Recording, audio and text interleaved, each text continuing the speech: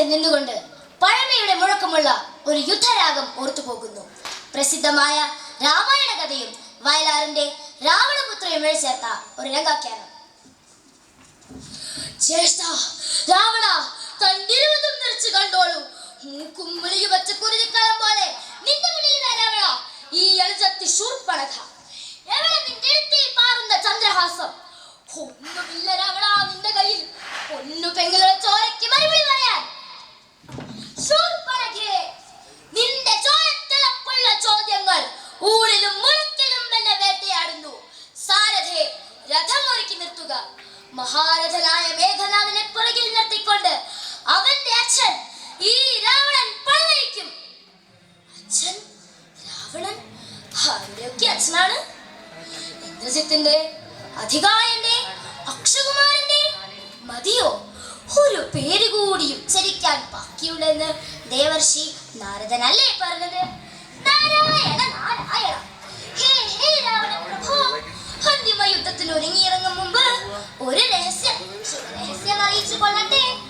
അശോകവനിൽ അങ്ങ് കൊതിയോട് ഒളിപ്പിച്ചു വെച്ച ആ സ്ത്രീ രാമപത്നിയായ സീത, അവൾ അങ്ങയുടെ മകളാകുന്നു. നാരായണ നാരായണ. സീതയുടെ അച്ഛൻ ഈ രാവണൻ സ്വന്തം മകളെ അന്തഃപുരത്തിൽ പട്ടമഹർഷിയായി കുടിയിരുത്താൻ ശ്രമിച്ച അച്ഛൻ.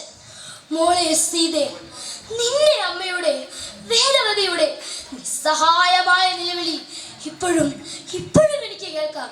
അന്ന് ആത്മയുടെ അഗ്നിപർവ്വതം പോലെ ഞാൻ ശിവവത്സാരുക്കളിൽ ചുരവാന്തി നടന്ന കാലം. കയ്യൂക്കിൽ മതി പറഞ്ഞ ഞാൻ ആ സ്ത്രീ രത്നത്തെ വേദവതിയെ തൊട്ടു. ഹരിതേ, മറ്റൊരാൾക്ക് വേണ്ടി വ്രതം നോച്ചിരിക്കുന്ന കാട്ടു പെണ്ണാണ് ഞാൻ. ഹരിതേ ഹരിതേ. ഇനി എന്ത് യുദ്ധം, ഏത് വിജയം? വേദവതിയുടെ പ്രിയപുത്രി സീതയുടെ നിലവിളികൾ ഈ രാവണനെ എന്നേക്കുമായി തോൽപ്പിക്കുകയാണല്ലോ.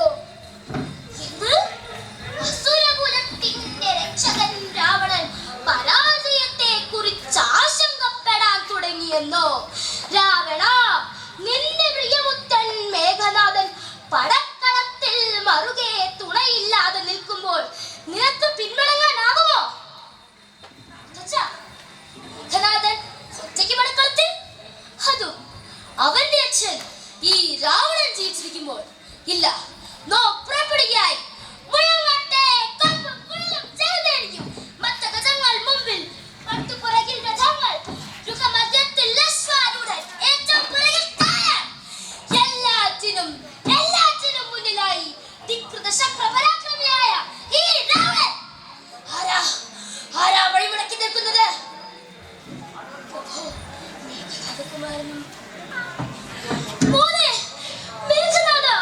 ഈ അച്ഛന്റെ ഏത് പാപമാണ് പോലെ ഇതിന്റെ മരണത്തിലേക്ക് തള്ളിയിട്ടത്? പറ്റുമെങ്കിൽ പ്രതിരോധിച്ചോളൂ. ദേവകുലാജകനായ രാവണനെ, കൽപ്പാതൃത്തന്റെ കൈലാസത്തെ ഇരു കൈകളിൽ തമ്മാനമാണ് രാവണനെ. രാമ, നേർക്കുനേർ നിൽക്കുക. കൈകളും കണ്ണുകളും ലക്ഷ്യം മറന്നു പോകുന്നല്ലോ. മോളെ സീതേ, എവിടെ ഇരുന്നാണ് നീ വിതുമ്പുന്നത്? വയ്യ, നിന്റെ പ്രീതമന് നേരെ ഈ അച്ഛനും വയ്യ. രാമ, രാവണൻ ഇറങ്ങിക്കഴിഞ്ഞു നിന്റെ നിശിതവാളങ്ങൾ ഏറ്റുവാങ്ങാൻ. മുറിഞ്ഞു വീഴട്ടെ ഓരോന്നോരോന്നായി ക്ഷാത്രം തഴപ്പുള്ള കൈകൾ, അഹന്തതയുടെ ശിരസുകൾ. ഒടുവിൽ സ്വപ്നങ്ങളെയും പാപങ്ങളെയും ഒരുപോലെ ലാളിച്ച ഈ രാവണ ഹൃദയം.